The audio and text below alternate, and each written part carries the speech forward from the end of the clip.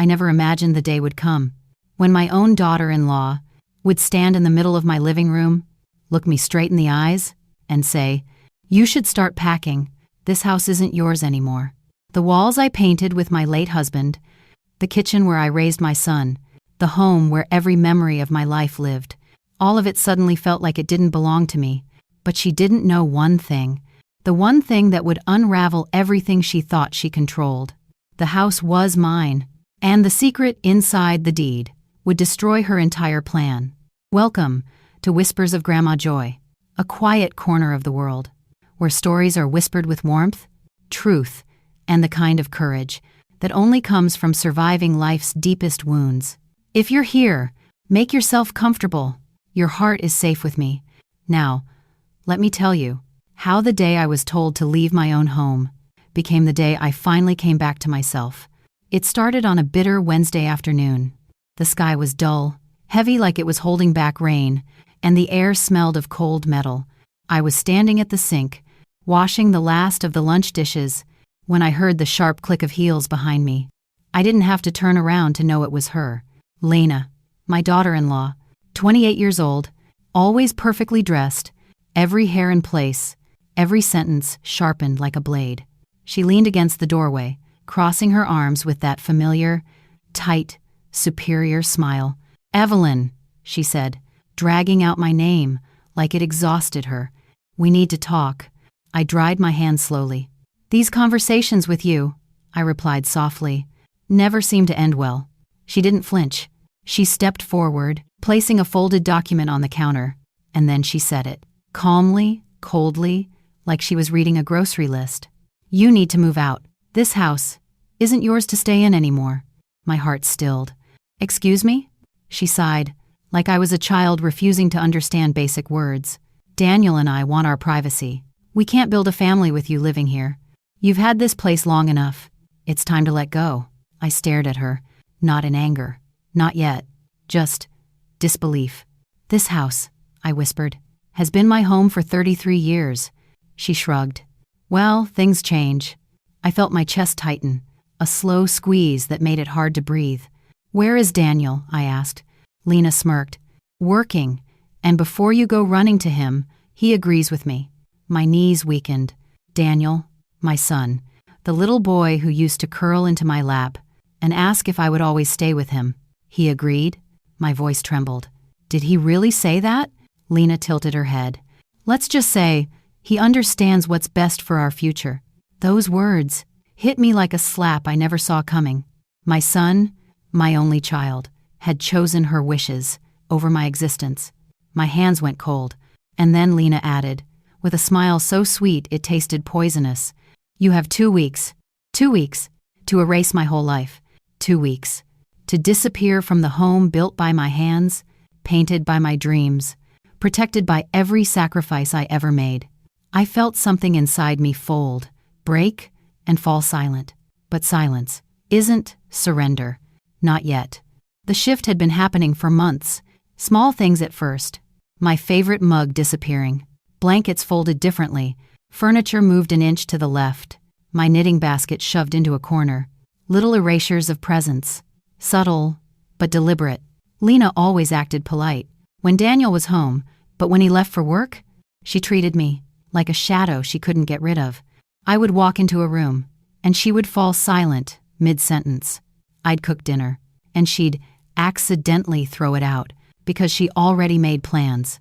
She filled the house with her voice, her things, her rules, and slowly, the walls seemed to push me out. Daniel didn't notice, or didn't want to notice. He always came home tired, barely speaking, collapsing on the couch, while Lena curled beside him and whispered into his ear. Sometimes he looked at me with a hint of guilt, sometimes with avoidance, but never with the warmth he once had. I thought maybe it was just marriage, stress, adjustment, but now, standing alone in the kitchen, with a stranger's eviction order in front of me, I realized it wasn't adjustment, it was erasure. And Lena was just accelerating the final step. That night, I made roasted chicken with rosemary, Daniel's favorite since he was 8. When he walked in, I heard him inhale deeply. "Smells amazing," he said with a tired smile, as he loosened his tie. Before he could step toward the table, Lena slid her arm around him. "Actually," she said brightly, "I made reservations tonight. A little date night. Just the two of us." Daniel hesitated. "But Mom cooked." Lena's nails trailed across his arm. "Honey, you promised tonight was ours." I stood there, holding a serving spoon. "It's okay," I whispered. "You two go ahead." Daniel looked torn, but eventually, he let Lena pull him out the door. The roasted chicken cooled. The candles I lit burned quietly. The table set for 3 sat untouched. I ate alone, but it wasn't the loneliness that hurt. It was the realization that I had become a guest in my own home, a ghost in the place I once breathed freely, an afterthought in the life I had poured myself into. That night, I cried quietly in my room, not loudly, not dramatically, just soft tears that soaked the pillow and made the reality settle deeper. Something was wrong, terribly wrong, and I was finally beginning to see it. 2 days after the dinner I ate alone, something happened that shattered every illusion I had left. It was early morning. Soft, pale light pushed through the curtains, and I walked down the hallway, toward the laundry room, with an armful of towels. That's when I heard it. Whispers. Sharp, urgent, too close. The voices were behind the half-closed office door. Daniel's voice, and Lena's. I froze. Not because they were arguing, but because Daniel never argued. Lena spoke first. Her tone was low, controlled, dangerously calm. "Daniel, we can't keep her here forever." A pause. Daniel exhaled shakily. "She's my mom, Lena. I can't just throw her out." "You're not throwing her out," Lena said, each word slick with manipulation. "You're helping us start our life without interference." Interference. That was what I had become. Not a mother. Not family. Interference. Daniel lowered his voice. "She raised me. This is her home too," Lena scoffed. It was her home. Past tense. "We're building our future now." My fingers tightened around the towels. Daniel tried again. "She doesn't have anywhere to go." And then I heard it.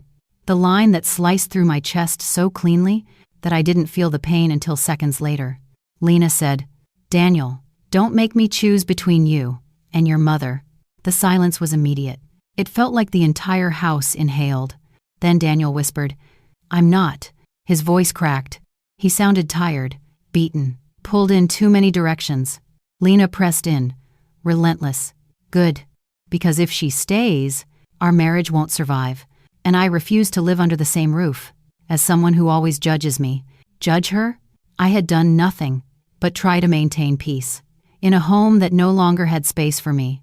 Daniel breathed out slowly. "Fine," he said at last, barely louder than air. "We'll talk to her tonight." My world tilted. Talk to her, not talk with her. Decisions already made, my voice already silent, my presence already erased.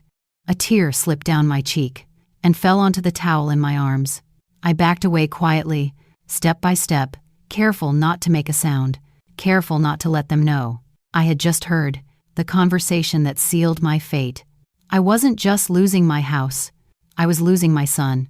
That evening, my heart felt like a shaky glass, about to slip from someone's grasp.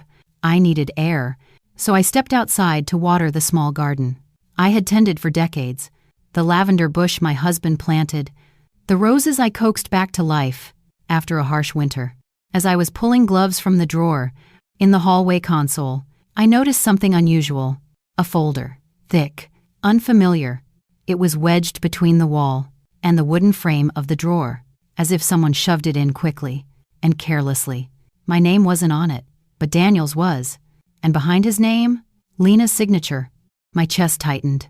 I knew I shouldn't open it, but I also knew that whatever was inside was something I was never meant to see. Hands trembling, I pulled the folder out and opened it. The first document made my stomach drop to my knees. It was a property transfer form, transferring the ownership of my house to Daniel and Lena. I felt the blood drain from my face. My legs turned weak. I had to lean against the console, just to stay upright. On the second page, a signature line. Mine, blank. I kept flipping through the paperwork, each sheet worse than the last.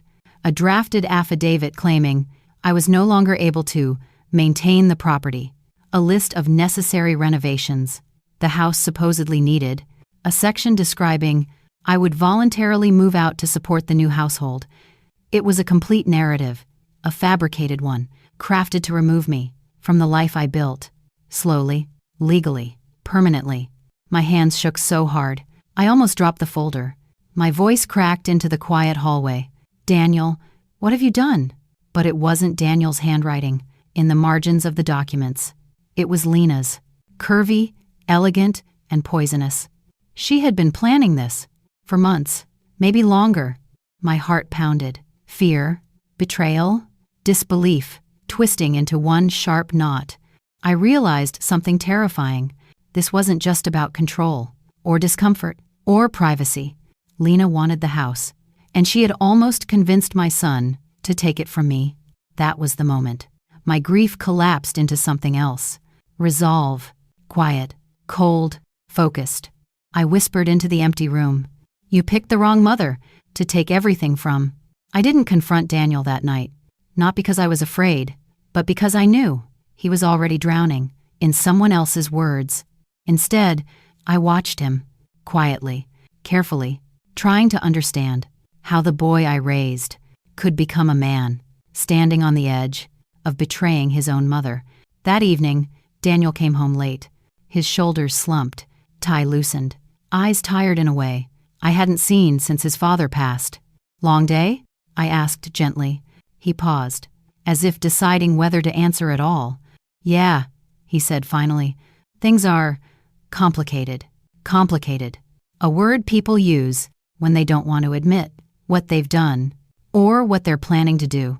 I poured him a cup of tea, chamomile, his favorite. He held it, but didn't drink. Mom, his voice cracked.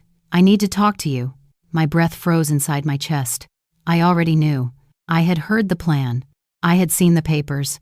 But I pretended I hadn't. What is it, sweetheart?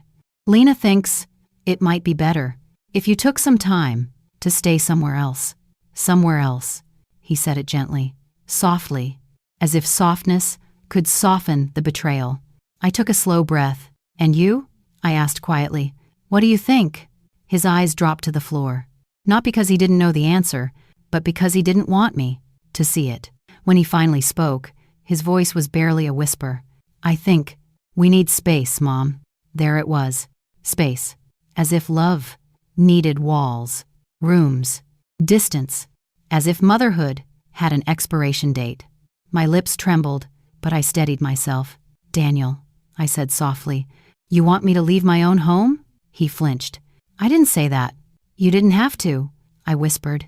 He set the cup down, with shaking hands. Mom, you have to understand. Lena is trying. She feels like she's constantly judged, like she can't breathe in this house. I let out a quiet, aching laugh. I haven't raised my voice once. I haven't complained once. I've cleaned, cooked, stayed out of the way. What exactly is she suffocating from? He winced. Mom, please don't make this harder. Make this harder. The words stung more than anything else, because they revealed the truth he hadn't said.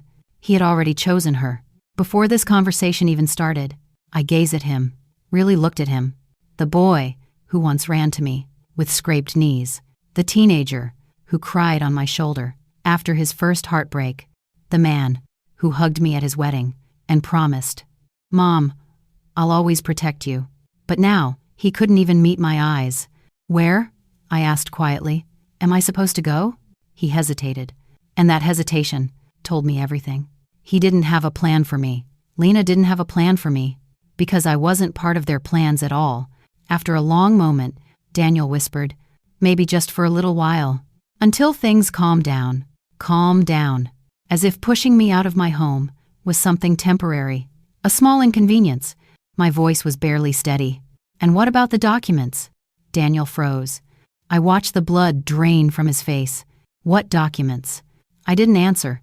I didn't need to. His silence was the confession I expected. I stepped closer, one hand trembling against my side. Daniel, I said softly, why was there a property transfer form with your name on it? Why was my signature line blank? But ready? He opened his mouth, then closed it. A tear slipped down his cheek. Mom, Lena said it was just preparation. She said you'd be happier, in a smaller place, somewhere quieter, somewhere easier for you. I felt something inside me crack, a soundless breaking, that hurt far worse than the door he once closed. Is that what you think too? I whispered. He pressed his palms to his face. I don't know, Mom. I don't know anything anymore. But he did know. He knew enough to sign papers behind my back. He knew enough to plan my removal. He knew enough to let someone else rewrite my future. He just didn't know how to face me. And I realized something in that moment, a truth so heavy, it nearly crushed my heart. My son wasn't evil. He was weak. And weak people, in the hands of the wrong person, can destroy the ones who love them most. I thought the worst part was hearing Daniel say he needed space. I was wrong. The real pain came the next morning. It was subtle at first. A quiet shifting in the house, like furniture being rearranged in the middle of the night. But then the changes grew louder. My keycard to Daniel's home office stopped working. My fingerprint lock on the pantry was removed. The housekeeper, who greeted me every morning with a warm smile, avoided my eyes and whispered apologies. I tried logging in to the family financial dashboard, the one Daniel once trusted me with. After his father passed, access denied. The words glowed on the screen, like a slap. Then my bank app, the account I used for groceries, medicine, electricity, balance. $24.19. A number so small, it felt cruel. I refreshed the screen. Same balance, same reality. At 11 a.m., a calm, almost cheerful knock sounded at my bedroom door. It was Lena, polished, composed, her smile warm, in the way that makes ice look soft, right before it cuts you. Good morning, she said sweetly. I hope you slept well. I didn't answer. Her smile widened. Daniel and I talked, and we realized you've been carrying too much stress.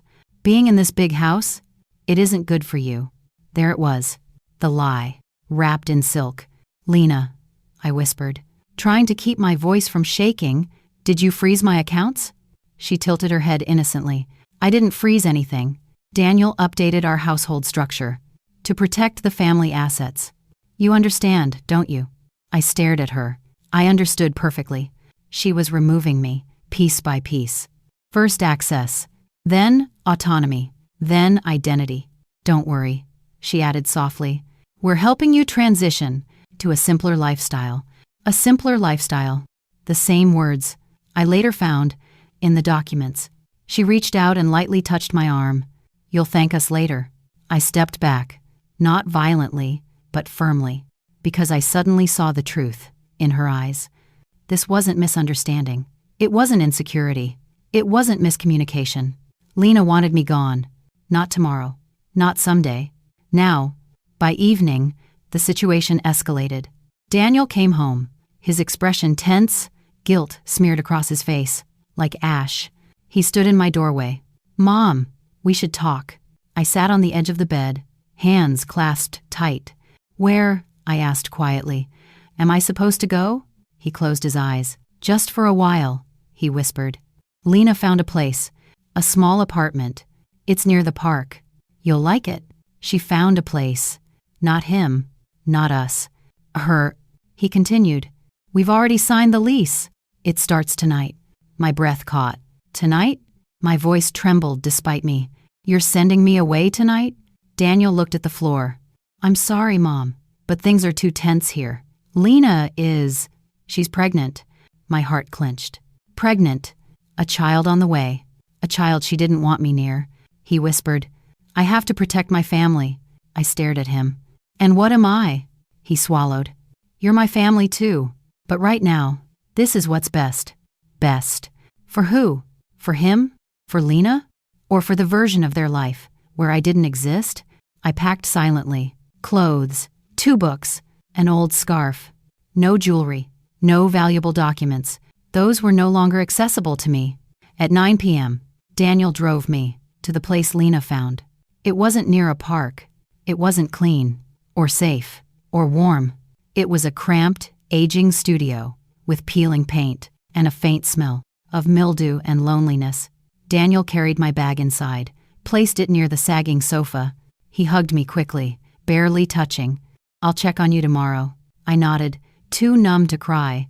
He closed the door gently. But even gently is still closed. And that night, the world felt unbearably small. I lay on the cold floor, because the sofa springs dug into my spine.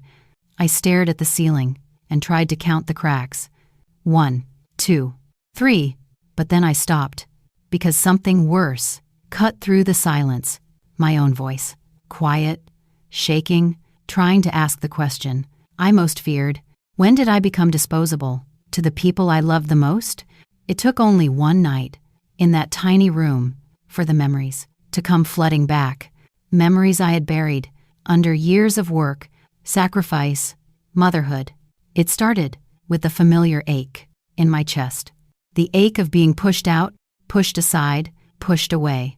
Not for the first time, not even for the second, but ever since I was a child, I remembered my own mother, her sharp sighs, her tired eyes, her constant complaints.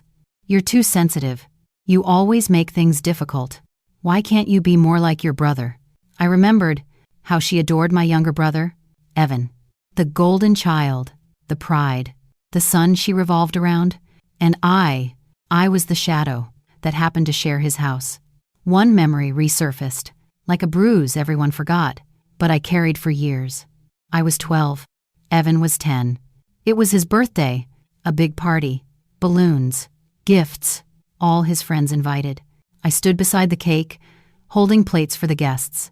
Mom came over and whispered sharply, "Don't stand so close in the photos. You'll ruin them." I still remember stepping back, quietly, without protest. I still remember the sting, and now, decades later, I felt it again. That same feeling of being the extra person in a room full of people I was supposed to belong to. I thought motherhood would heal that wound. I thought raising Daniel with love and gentleness and intention would rewrite the script. But wounds don't disappear because we pretend they don't exist. They wait for the moment someone familiar presses the same bruise. And Lena pressed it perfectly, so perfectly it felt practiced, rehearsed, inherited. And for the first time, as the rain tapped against the window of that lonely apartment, I asked myself, had I repeated my mother's story without ever meaning to? Or worse, was Daniel repeating Evan's? The next morning, I woke up with a stiff neck and the bitter taste of a truth I didn't want to swallow. Daniel didn't call. Lena didn't text. I was alone. Really, truly alone. I forced myself up, washed my face in the tiny sink, and tried to plan my next step. Then my phone buzzed. A message from a number I didn't recognize. "We need to talk. It's about Daniel." My stomach tightened. I replied cautiously. "Who is this?" 3 dots appeared, disappeared, reappeared. "It's Mrs. Alvarez, Daniel's boss at the firm." I blinked. She never contacted me before. Not once. Not for any reason. I typed back, "Is he okay?" Another pause. Then, "Can you meet me at the office? There's something you should see." My pulse quickened. Whatever this was, it wasn't small, and it wasn't good. I arrived at the firm, 30 minutes later. Mrs. Alvarez was waiting at the entrance, arms folded, face tense, eyes tired. She didn't waste time. "Come with me," she said softly. She led me to her office, closed the door, and slid a folder across the table, a thick one. My name was printed on the cover. Correction, my forged signature was printed on the cover.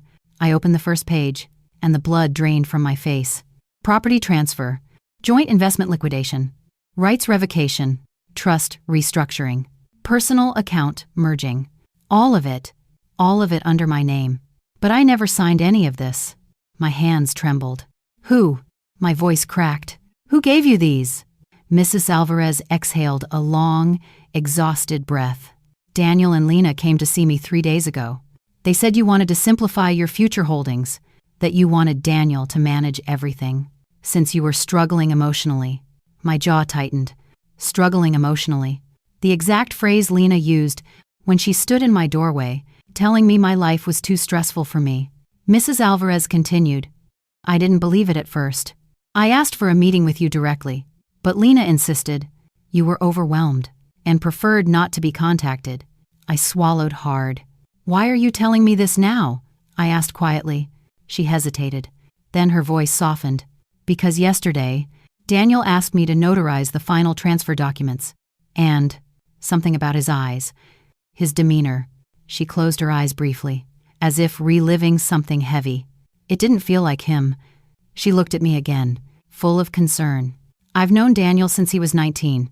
I know his integrity. But I also know manipulation when I see it. My breath hitched. You think Lena? Yes, she cut in. Daniel is being steered, controlled, pushed. She slid one more document toward me.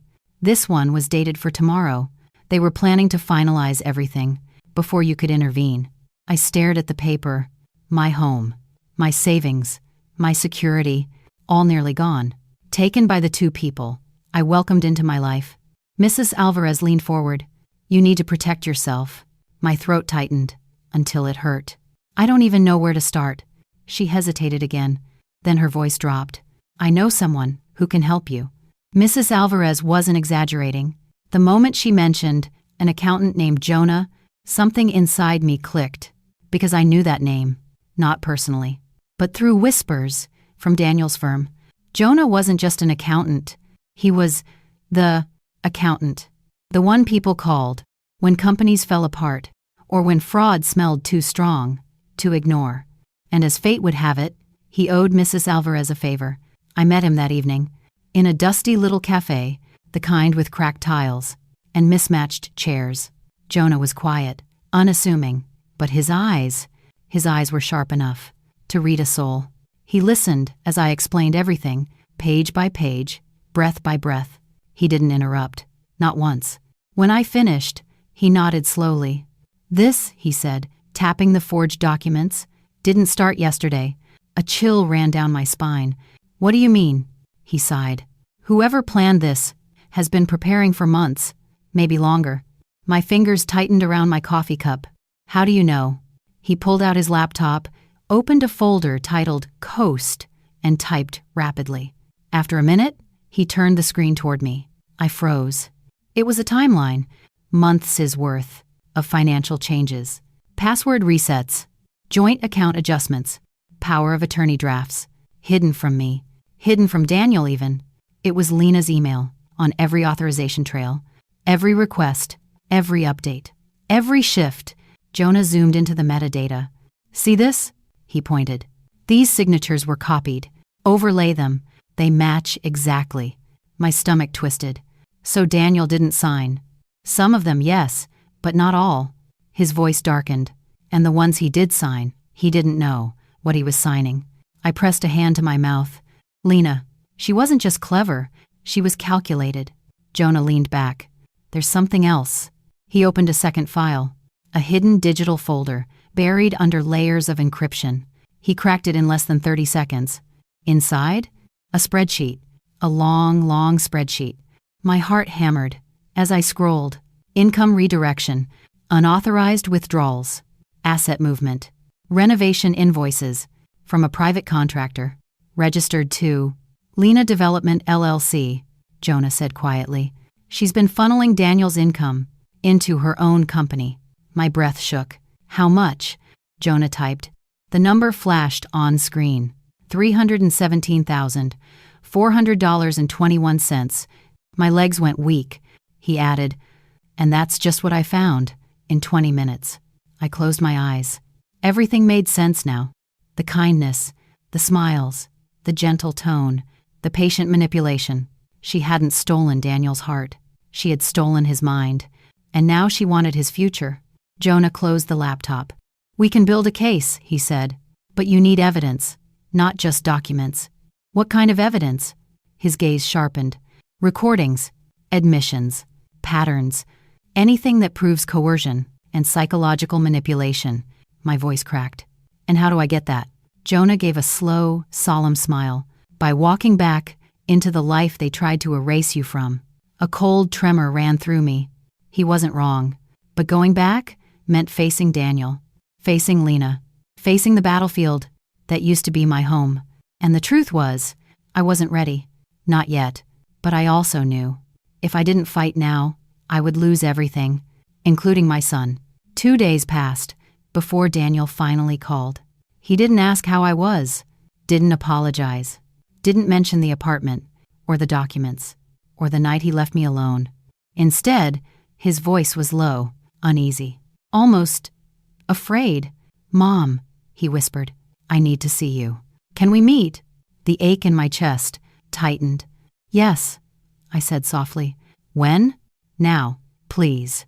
He sounded different, not defensive, not cold. Something was wrong. I met him at a quiet park bench near the lake, the same place. We used to feed ducks when he was little. He was pacing before he saw me, hands buried in his hair, jaw clenched. "Daniel?" I stepped closer. "What's going on?" He looked up, and I saw it immediately. Fear, guilt, and something darker. "Mom," he said, voice trembling, "I need to tell you something, but I don't know how." I swallowed. "Tell me everything." He sank onto the bench, buried his face in his hands, exhaled shakily. "Lena, she wants me to sign over all the assets. Not just the house, everything. My account, your savings, Dad's life insurance, my firm shares, everything." My heart pounded. He continued, voice cracking. "She said, if I really love her, I'll prove it." I closed my eyes. Emotional blackmail. "Daniel," I whispered, "did you agree?" He didn't answer. That silence was the answer. Tears filled his eyes. I thought she loved me, Mom. I thought she was helping me. She said you hated her. She said you wanted to ruin our life." He choked on the next words. "She said, you were jealous of her." My chest tightened until I couldn't breathe. I wanted to touch him, hold him, tell him it wasn't true. But Jonah's voice echoed in my mind. "You need a confession." So I stayed still. Daniel wiped his eyes roughly. I signed some of the forms, not all. But I didn't know what I was signing. He looked at me, broken. "I'm so sorry, Mom. I messed everything up." I shook my head slowly. "No, sweetheart. You were manipulated." He sobbed into his hands. "She said, you'd be better off in a facility, that you were unstable, that you needed help." My heart shattered. "Daniel," I whispered, voice trembling, "I am not unstable." He nodded desperately. I know that now." "Why now?" I asked softly. He looked away, toward the trees, the water, anywhere but at me. "Finally," he whispered, "because last night I heard her on the phone." I held my breath. She wasn't talking about me. She wasn't talking about you. He turned to me slowly. She was talking about money. The truth hit him, like it hit me, the first time. Not jealousy, not insecurity, not love, just greed. "She told someone," Daniel whispered. "Once everything is transferred, I'll be gone." My blood ran cold. She said, "You were the last obstacle." "Obstacle," I repeated softly. He nodded, tears falling. "Mom, I think she wants to get rid of you. For good." I didn't go home that night. Not yet. I needed a plan, a real, airtight plan. Because now I knew. Lena wasn't just manipulating. She wasn't just greedy. She was dangerous. Daniel wiped his face with trembling hands. "Mom, what do I do now? She'll know I hurt her. She'll know I'm pulling away." I took his shaking hands in mine. "Daniel," I said gently, "if we're going to stop her, we need proof. Not just suspicion. Not tears. Not regret." His eyes searched mine. "What kind of proof?" "The kind she can't escape from." I took out my phone, opened Jonah's contact. "We're going to set a trap." Daniel swallowed. "Mom, that's not you." "Maybe not," I whispered, "but she left me no choice." Daniel hesitated, then nodded. "Tell me what to do." Jonah helped us in ways I didn't know were possible. He secured audio recording, installed a hidden mic in Daniel's watch, showed him how to leave, a phone line open, without detection. And then we planned the conversation. "Daniel," Jonah said, "you need to confront her, just enough to make her think. You're unsure, not accusing her, questioning yourself." Daniel's voice shook. "You want me to lie to her?" Jonah crossed his arms. You've already signed away half your life. Because you believed her lies. Now you're just balancing the scale. Daniel looked at me. I nodded. We're doing this. For the truth. The next afternoon, Daniel returned home. With the hidden microphone. He left the phone line open. Jonah and I listened. From a safe location. I heard the door open. Footsteps. Then Lena's voice. Sweet. Gentle. The same sugar-coated poison she used on me. There you are. You were gone for hours. Where did you go, baby? Daniel's voice was stiff. I needed air. What's wrong? She asked, tone dripping with concern. He hesitated, just like Jonah told him. Lena, are we doing the right thing? Silence. Then a soft chuckle. About what? About my mother. Her voice grew firmer, colder. Daniel, we've talked about this. Your mother is unstable. She needs professional help. My jaw clenched. Daniel continued, voice trembling on cue. But what if she doesn't? What if she's just hurt? Lena's tone sharpened. Stop. You promised me you wouldn't let her manipulate you. Daniel's voice lowered. It's not manipulation. It's just kicking her out. Felt wrong. Lena's footsteps approached. Listen to me, she said, voice icy now. She is the reason. You're stressed. She is the reason. We can't move forward. And once everything is in your name, you can finally breathe. Daniel swallowed loudly into the mic. And what about you? A pause. A dangerous one. What do you mean? He asked softly. After everything is transferred, you won't leave, right? The trap snapped shut. Lena laughed. A cold, hollow sound. Daniel, sweet Daniel. She lowered her voice. But we heard every word. You don't actually think, I'm staying here forever, do you? Daniel froze. I considered. I don't understand. You will, she whispered. Once the house is ours, once the investments are ours, once your mother is out of the picture, I'll finally be free. The blood in my veins turned to ice. She continued, I'm not here for you, Daniel. I'm here for the life your mother built. And once it's in my hands, you're just another loose string. Daniel's breath hitched. Lena, what are you saying? I'm saying, she hissed, that love is temporary. Money is not. Then came the final blow. You want the real truth, Daniel? Your mother was easy to fool. You were easier. I closed my eyes, hand gripping the table, until my knuckles went white. Daniel's voice cracked. I loved you. And I loved the life insurance your father left behind. She said it so casually. I nearly screamed. Congratulations, Daniel. You're the final step. Sign the last transfer tomorrow. Then we're done. He whispered. Done? Yes, she said cruelly. I'm leaving you. And then, as if fate itself wanted the truth, Daniel's watch tapped the table, just enough to shift the mic. A clear metallic click. Lena's voice turned sharp. What was that? Daniel froze. My heart stopped. Daniel. Her voice dropped to a deadly whisper. Are you recording me? What happened next unfolded faster than breath. We heard the crash of something slamming to the ground. Daniel's panicked voice. Lena, stop! Give me my watch. What are you doing? Her voice turned feral. You think you can trap me? You think you can ruin me? We heard a struggle. Furniture scraping. A gasp of pain from Daniel. Then a loud thud. I stood instantly. Jonah, call the police! Now! He was already dialing. I ran out the door, heart pounding, breath burning, every instinct in my body screaming. As I reached the house, the police car screeched to the curb. We rushed inside. The living room was chaos. Shattered glass. A flipped table. Daniel on the floor, clutching his arm in pain. Lena stood over him, hair wild, eyes blazing with fury, watch clutched tightly in her hand. The officer shouted, Ma'am, drop the device. She spun on them. You don't understand. They're lying. He's lying. They're all lying. But her voice wasn't sweet anymore. It wasn't convincing. It wasn't human. It was the voice of someone caught, cornered, exposed, unmasked. Daniel whispered, voice shaking. Mom, I'm sorry. I knelt beside him, held his face in my hands. It's okay, I breathed. It's over. It's finally over. The officers restrained Lena as she screamed, You think this will save you? You think she loves you? She never did. You're nothing without me.